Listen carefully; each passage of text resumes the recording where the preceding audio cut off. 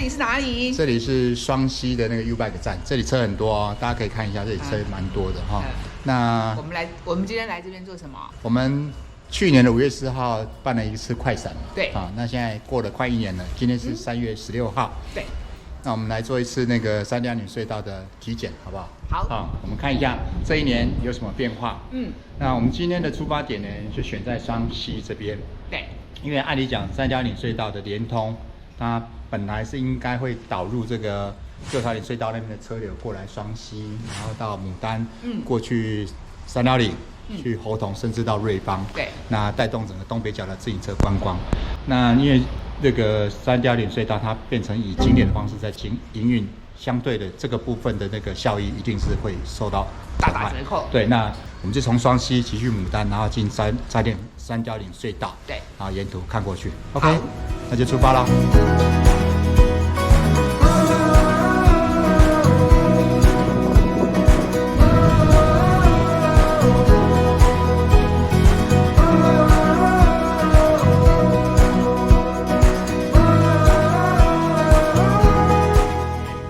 这里是牡丹车站旁边哈，因为正前方那边有一个算是拍牡丹车站的一个很棒的一个摄影秘境哦。对，所以我们常常来这边。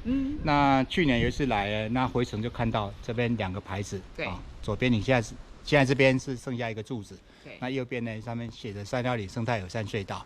那其实另外这边现在柱子那上面有个牌子，写着三貂岭自行车道。对啊。对。这很明显，的时候就对，好，这是很明显啊，就是因为原先就叫做三貂岭自行车道，对，现在留下那根柱子呢，就是三貂岭自行车道的遗迹之一。OK， 好，那我们待会就去那个自行车道的正式入口。好 ，OK。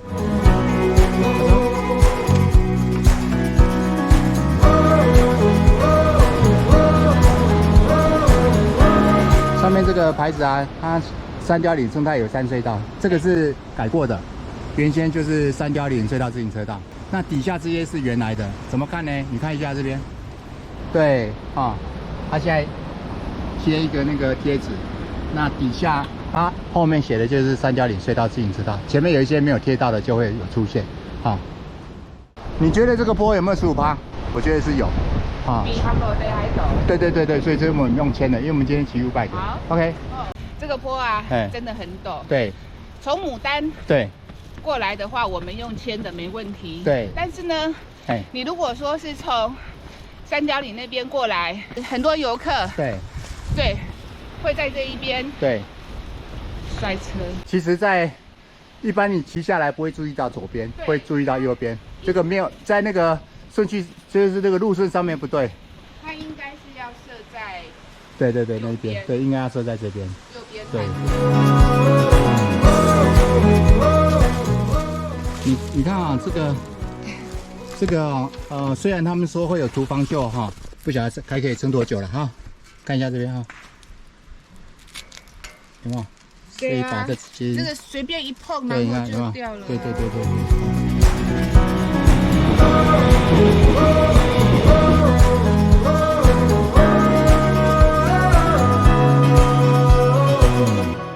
这里是洗手间。对，这里是洗手间，那个无障碍厕所。对。那底下这个有加密。对。但是后面你有注意哈，后面加的这些那个栏杆。是。对，那很明显，因为这个边边啊，这个边边可能不小心会跌落，会有一些危险，所以后来他们加这东西。刚刚上来那个是一个坡度嘛，坡道嘛哈。那今天有点潮湿，所以要小心滑。那如果说我们是像往下滑，其实就很危险，因为底下的这个纹路这个纹路呢会跟我们车子会产生一些干涉。如果你带刹车，如果又潮湿就摔了，这是第一个。第二个呢，你看旁边这个，这个边边，这个如果闪人或怎么样的跌下去，因为这旁边都很锐利，所以其实那是非常危险的。从单车自行车道逻辑，这会有问题，就会有安全上面的风险。好 ，OK， 那我们继续往上走。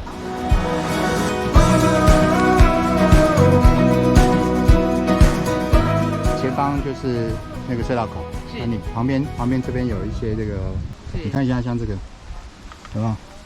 这个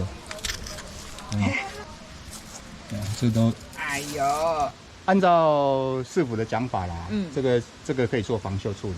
可是刚刚这样看到，你也可以说啊，这个再涂一涂就好了。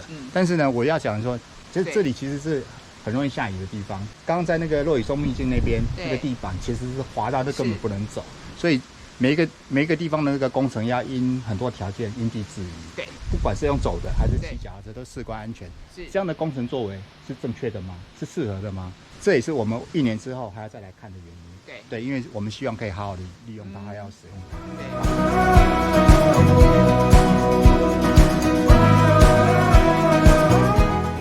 我们有一次骑脚踏车就骑到这个位置，大概就是入口进来没多远，然后我被前面走过来一个年轻人，直接迎着我的面把我挡下来。他告诉我说这边不可以骑脚踏车，他说那一头有血。我相信他是误解那边牌子的意思。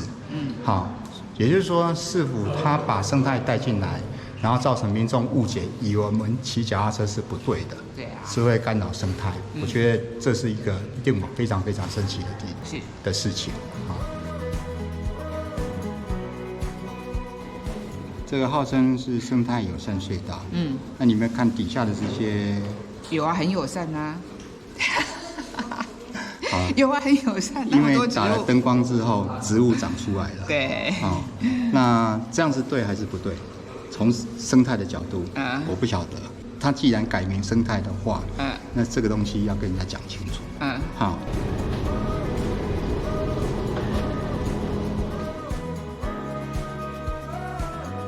你有没有注意到前面有栏杆？有。然后跟后面的不一样。你看后面这边有没有不一样？有没有？为什么？我有看一支影片，那个设计师有做导览，本来是后面是没有这些栏杆的。对。因为它后面比较没有那么宽，前面比较宽，所以它有加这个钢筋对。然后呢，后来因为那个长官来试骑，觉得很危险，所以呢要求，所以他再加这些栏杆。那这个部分我的看法是这样子如果从步道的角度或许还行，但是从自行车道的角度，原来栏杆很暗，而且这个路很窄。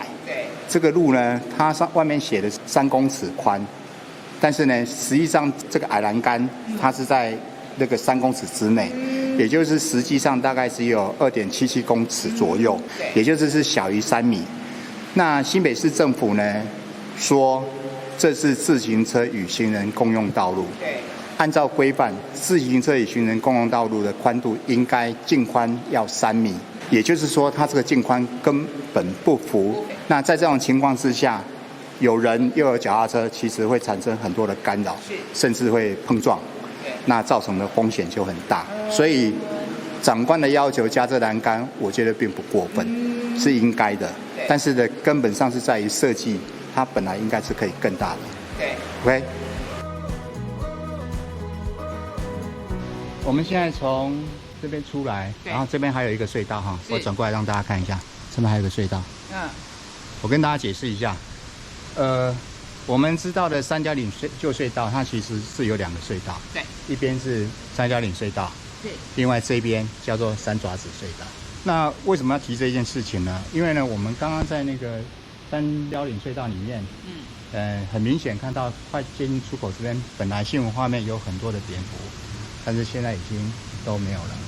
那剩下一点点在里面，其他的从动物的习性，它已经是离开了。会离开这2个原因嘛？一个隧道打开，人进来的。第二个，这个地面是垫高的，所以我们更靠近它。因为蝙蝠白天它们是在休息的，所以很自然受到惊扰，又更靠近，所以也就是一定会离开。这是必然的。另外呢，这一头从新闻画面也可以看到，就是三爪子隧道。这里本来是没有要开的。原先的计划是要从这边绕出去。可是呢，设计团队说要穿过去，去说服新北市政府穿过去。所以刚打开的时候，里面蝙蝠有没有很多？一定有啊。对，从新闻画面可以看到很多。我们待会进去看，你看还有没有蝙蝠？完全就不存在了，剩下什么？飞走了啦。剩下一个，他们说非常漂亮的倒影，很滑的倒影，对，很滑的道。对，这个就是一个我觉得这个叫做生态隧道是不对的。伪生态隧道。对，伪生态隧道。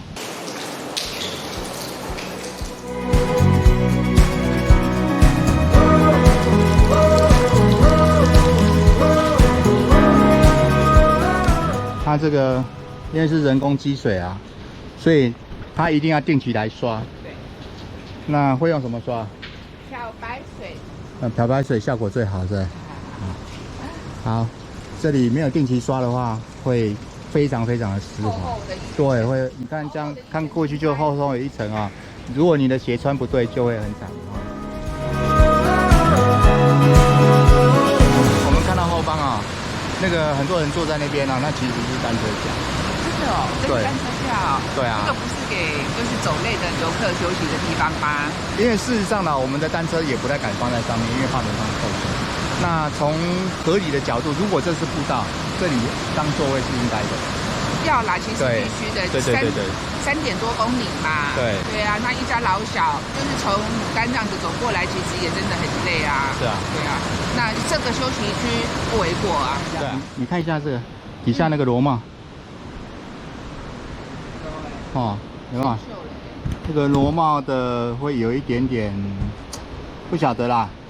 他们应该会定期检查，但是，我说一下好了，那个你记不记得万一坑溪桥的自行车道？不是有个桥塌下去？对，断掉嘛。对。那因为他们那时候就在做检修，因为比较靠近海边做检修，然后断掉。对啊，那其实那种风险是很高。那这个地方一样，因为东北角，我们过去圆山子分通道，过去就是大海了，所以这边不只是水汽重，盐分应该也高。那看到那个螺帽，不晓得因为这是栈道，这个长久下来怎么样不晓得这个我觉得是可以看的。OK， 后面不是有一区那个陷下去的地方，高低落差。对，高低落差，那个有老人家在那边掉下去。因为那个高低落差这个颜色设计的很保守，所以呢那个高低差他没有注意到就掉下去。老人家视力不好。对，所以呢你记不记得那边不是有一个管理亭？那个亭子不是原始的设计，也不是原来放的地方。对。那原始的设计，因为没有考虑到会有这样的管制，要这样的那个登记，所以呢没有设计这个东西。对。那后来他们决定要预约要登记之后呢，有设这个亭子。那这个亭子本来是放在上面。那放在上面出现一个问题，因为有管制嘛，进来要做检查。对。那检查的时候，有的人不晓得一进来，他说要去上面登记，就回头。又回头。有一个朋友他用轮椅进来，对，而且带一群人，他说要去登记，他们就回头。你也知道嘛，轮椅一转就陷下去底下这个缝了。对。所以呢，我认为啦，他们把这个设到这里来，一个就是让那个轮椅族不会有这样回头的这个问题，第二个就是避免，就是挡住后面，让人家那个动线不会不小心摔下去。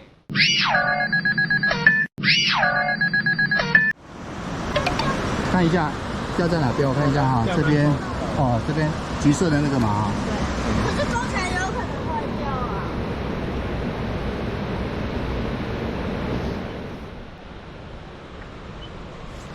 本来呢要拍这里大间隙，因为站到入口这边那个钢筋很宽嘛，那个间隙很宽，然后连 U-bike 轮胎都可以陷进去。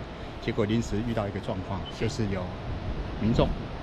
步行的民众，一家人，然后手机掉下去了，看得到，捡不到，听他们讲说，他们刚去日本回来，一家子，然后刚去日本回来，对，然后拍了好多照片，对，然后手机就这样子掉下去了，重要是还没有备份呢，对，那姑且不论那台手机的价值，光是里面的照片怎么办？那当然根本原因是这个设计。这样的一个间隙，确实是应该这里掉人多了。有，我刚刚有跟那个管理员聊一下天，他说就他知道啦，最起码6-7只。我们从那个入口从出口出来对，那你看到这边有那个黄金山海线的标示。对，这个3点0隧道啦，它是交通部的16条多元路线之一。对，哈，所以理论上是要这样子经过的。对，但是为了这个部分呢，他们或许需要改线。为什么需要改线？因为周一公休，因为今天是星期天，明天周一公休，还有这样子这个全预约，要预约才能够进入。事实上是不符自行车道原本的这样的目的。好，那你造成这样的一个困难，变成是我们要找一些替代路线。对，啊，如果不太会骑车的走到这边不能进去，明天来也不能进去，你要走不愿体，对，怎么办？所以呢，他们可能要另外换路线，换得了吗？换不了啊，换不了啊，就是要叫一般游客，然后骑不愿体吗？这个做自行车道本来是要让人家可以连通，可是现在那个多元路线设下去了，结果因为这样子管理的问题、设计的问题，所以又要改。那事实上都是一种资源的浪费。那另外呢，这个牌子后面你有没有看到一个显降坡？它上面写几趴？17.6。17.6。啊，以你的经验，你觉得这个坡度有多少？哪有可能？不可能嘛！刚刚牡丹那边也才15。对啊，所以这也是就是没有办法能够让我们单车族能够理解的逻辑设计出来的东西，所以会衍生这么多的问题。好，那我们现在隧道的检视差不多了，那我们就往下骑了哈。OK， 好。那去猴头，那沿途看看有什么再跟大家说。好，好，走。好，小心哦哈。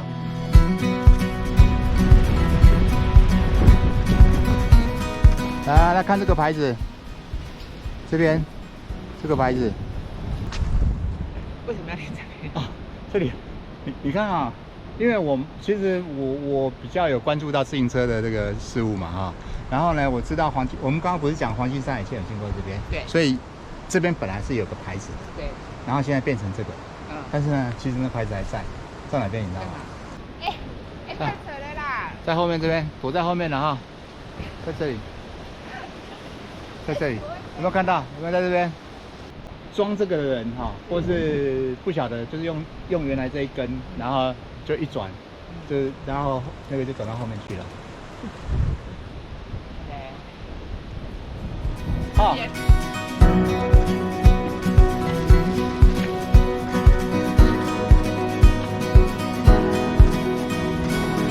好。